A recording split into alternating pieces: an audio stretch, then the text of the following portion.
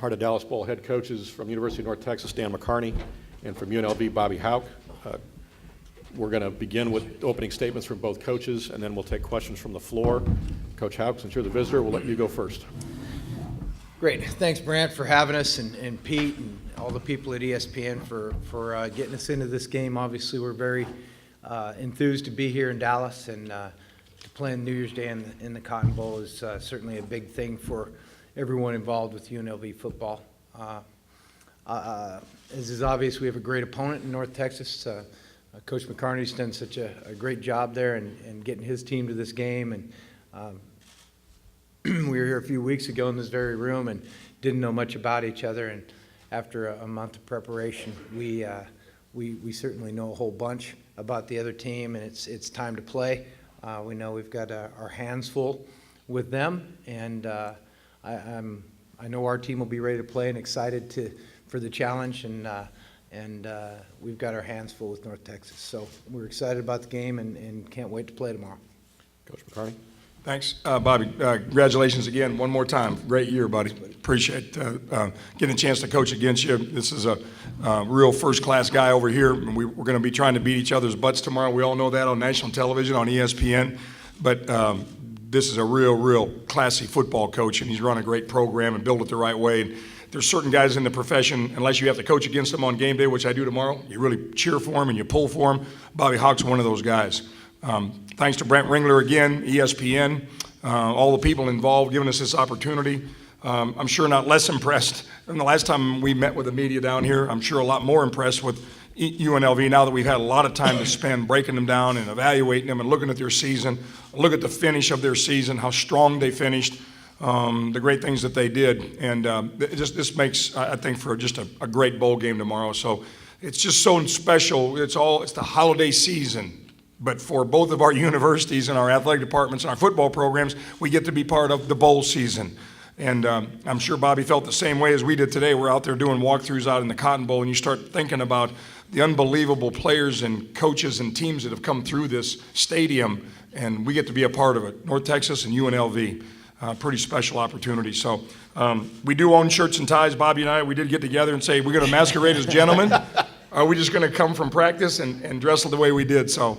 But it's kind of nice to be relaxed and comfortable, so open it up for questions. Okay, if you have a question, please raise your hand, and one of our young ladies will bring a microphone to you. Questions?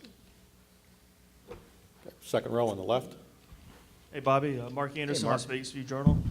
You played a lot of pressure games just to get to this point. It seemed like every game was almost a playoff game. But now that you're here, and obviously you want to win while you're here, do you feel like either win or lose tomorrow that the season's going to be viewed pretty much the same way, success? Yeah, I mean, you want to get into that last game, and you always want to win the last one. I mean, that's the way this works. You never want to head in the offseason with that bad taste in your mouth. But certainly when you look at the body of work as a whole and what our team accomplished compared to what had gone on the previous 13 years at UNLV, for us to be playing on New Year's Day against a terrific opponent, it's a successful season. It would be more successful certainly with a win tomorrow. Okay, second row to the right of the aisle. Question for Coach McCarney. Coach, if you were writing a job recommendation for Zach Orr, what would you tell NFL general managers about this guy? Wow. I mean, it's just, as Bobby and I both know, the joy of this job is getting to be around young men like the young men that are going to represent us when they come up here and they answer your questions when we get out of here and leave after we make have our question and answer period. You just talk about character, you talk about pride, you talk about loyalty, you talk about doing everything the right way. How about 3 years since I've been here with him, 3 years never had one issue with him on or off the field.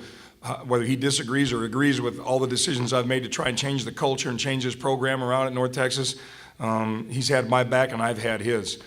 Just an amazing young man. And then how about this? 30 years ago tomorrow, his dad played in the Cotton Bowl for the Texas Longhorns. Talk about pretty special and how things happen sometimes, and God works in strange ways sometimes. Ryan Boutwell, my defensive lineman, probably the smallest defensive lineman I've ever coached in all my career. His dad played for Texas A&M in the Cotton Bowl. So you get these ties in the families and tradition and through the years, but it'll be real easy to talk about Zach Orr. And the neat thing is, he's left a much stronger impression and greater legacy with us and our program than we have with him. Hopefully we've had a real positive impact on his life, but he's had such a major impact on all of our lives. And whether he makes it in the NFL or not, and if I was a bet man, which I'm not, he will make it in the NFL, and he will play just like his dad did for a number of years. He's left this great legacy and the right way to do things and such a great role model. And we'll be talking about Zach Orr for many, many years to come about how to do it on and off the field. Question. Second row to the left of the aisle. Hey, Bobby. I'm kind of jumping off what we talked about there. When you look at North Texas, it always seems to start with the defense. When you've broken down tape and film and all that, what is it about the other side of the ball that kind of makes them go? Well, like all of Coach's teams over the years that I've been familiar with, they're going to beat you up a little bit. They're going to run the ball successfully. I mean, going all the way back to the Iowa State days where we had games where they just ran it up and down the field on us and we couldn't stop them. And this team has taken on that personality. They're going to be physical on the offensive side as well as the defensive side. They're going to run the ball. They're going to insist on it. And then when you start to try to gang up on it, they're going to beat you over the top. They've got a good play-action game. They've got dynamic wide receivers that can make plays. So, you've got your hands full on both sides of the coin with their offense. Next question. Got a follow-up? What would you put the chances that Frank Crawford might play tomorrow? I know he's been practicing, but not. Yeah, he's going to try. I mean, he's not 100%, so we'll see how he warms up tomorrow. If he feels good and the adrenaline gets going, maybe he'll get a few plays, but that would probably be it. Okay, fair to call it then like a game time decision for just a reserve role? Yeah, that'd be fair. Okay. And then can you just discuss your decision to go with the names on the back of the jerseys for the game tomorrow? Yeah, we just told them when we went to a bowl game we'd put them on there. Just when you first came in? Yeah. Okay. Yeah.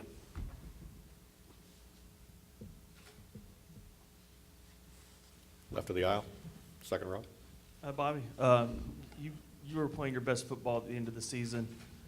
Are you concerned about such a layoff with continuing that momentum going? Yeah, a little bit. I mean, that's always the thing with a New Year's Day game or a late December game. You don't want to get stale. You want to keep your team fresh. So, one of the things is to get done with finals week and get into bowl preparation, get everybody healthy, and then go have some good practices. And we were able to have some physical days, and in preparation for a physical opponent, we had some really good padded practices. Our young guys got a lot of work, and hopefully we'll be really sharp. I think our preparation's been good. We followed a template that some of the staff had used in the past years for different games, and hopefully works. All the way in the back on the left. Dan, question. Last time you coached against UNLV, such a bizarre finish. What do you recall from that game? Cyclones won. And that was about it. I'm just happy we won. I got to coach against John Robinson out at UNLV. I do remember. I have a stronger memory of that first time because when we went out there, and I won't bore you with the details of the whole thing. Anyway, your stadium, which is a beautiful stadium, Sam Boyd Stadium, beautiful stadium, great setting. It was under construction at the time, refurbishing, remodeling, rebuilding the whole thing. So we get ready to go, and first of all, the clock's not working. So the officials came up and told me the clock's not working. Well, it's kind of hard to run a football game. We better get the clock going. And they finally got that going. And then he came up as we came out from pregame warm-up. Picture this one, Bob. We come out from pregame warm-up, and we get off the field. We go in there, we talk to our teams, we come out on the field, and our phones aren't working now, so we can't communicate with anybody. We can't talk to anybody. So we're trying to talk, nothing. So I'm out on the hash mark with the officials, and I'm going, listen, if our phones don't work, they got to take their phones off. And he goes, well, I'm not sure about that. And I said, well, listen, that's exactly what should happen. Now, we don't have any communication with the box. They should take their phones off. And then they went and they huddled and they talked, and they came back and they said, no, it's a gentleman's agreement. It's not an NC2A rule. So about that time, I was going about half berserk because I can't talk to anybody in the box. So he said, Coach, we're going to start this game. You better get off the field. We're going to start this football game. So I backed up, there were two telephones, and they looked like they were from 1956. My offensive coordinator got on one telephone, pulled the receiver off. My defensive coordinator got on the phone and pulled the receiver. We're talking, they're holding telephones the whole game. And we were able to win the game. Got a shutout that day, so I hope the damn phones don't work tomorrow in the Cotton Bowl. But anyway, there was two different games, two different head coaches from UNLV, great respect for them, but clearly Bobby Hauck's done the best job in recent years and recent memory in a long time turning that program around.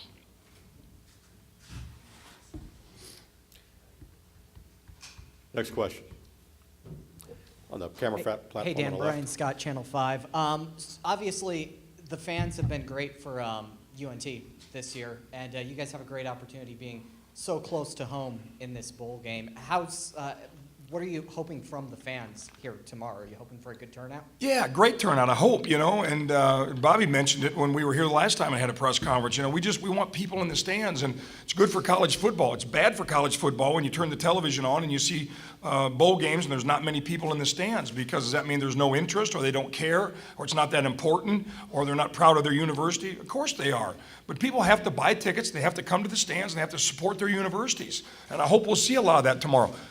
We've had great response. Our students have been the energy and the enthusiasm at the heart of our turnaround, breaking all the attendance records in the history of North Texas. It starts with them. There's a whole bunch of them going to come tomorrow. They had the A train that goes from Denton down to Dallas. Hank Dickinson and I think the manager of one of the A trains got together and said, why don't we see if we can get some fans that want to go from Denton, go down to the Cotton Bowl, get them dropped off. Don't have to worry about drinking and driving, have a couple beers, have some fun, go cheer for your team. And they had to order up another damn train because the first one filled up. It's a pretty good idea. So hopefully there's going to be lots and lots of people. There's no excuses, Bobby, as we know, for weather tomorrow. Sunny and 62, January 1st. There's no excuses. There's no ice, there's no storms, there's no rain. It's supposed to be 5 to 10 miles an hour out of the south. So I'm hoping that we'll get some tremendous support from North Texas and UNLV fans, because it makes it fun for everybody. ESPN loves that. They want to see people in the stands. And then, you not only have the opportunity to hopefully leave a great impression with people right now about these two great universities and football programs, but how about the future? Because they really care, they support, they're loyal, and then those bold people for years to come will go, you know what, UNLV, North Texas, they had a hell of a football team. They got a lot of fans. They really support, and let's keep them on our checklist for bowl games in the future. Next question. I wonder if you guys can each give me 3 similarities between the two seasons. Coach Hauck, we'll start with you. Yeah, both of us got off to a little bit of a slow start and then played very well, and I think Coach would agree we both played our best football down the stretch. We have had players on both sides of the ball that have kind of emerged as go-to people, whether it's Devontae Davis, who is not necessarily a marquee player for us, or the Chancellor kid for them, who's just done things all over the field. And, beyond that, I think the styles are very similar in terms of attitude and approach to the game. I'd say this much. First of all, you got two teams, and before the season started, no one in American college football, or the experts, or the prognosticators, or any of them said anything about UNLV or North Texas. If they were talking about bowl games or successful seasons or winning seasons, they sure as heck weren't talking about Bobby's team and mine. Neither one of us. That's a pretty good, strong similarity. And number two, it's fun defying the odds. It's fun being up here in front of the media, being proud of two great programs and great universities, being really excited about it, having players on both of our teams, Bobby's and mine, that have never been part of a bowl game before and a bowl experience. So instead of hearing about it, listening to it from their high school teammates that went to other universities that went to bowl games, they get to experience it. That's pretty cool stuff. You have two offenses that I think really do a lot of really positive things. There's no question the quarterback from UNLV that you'll hear from in a second here is dynamic. He's athletic. He's tough. As Bobby and I both know, one of the greatest attributes of a quarterback is toughness, and you're going to see two of them tomorrow in that game, because I love the toughness of mine, and I know Bobby loves the toughness of his. They're really darn good players. Bobby Hauck was one of the best special teams coordinators in the country as an assistant coach for many years, recognized by most of us that really understand the game. And then he's still very, very involved, obviously, as a head coach with UNLV. So you see lots of positive things going with their special teams. we may have had the worst special teams in college football in 2012 now. That's not an overstatement. That's a fact.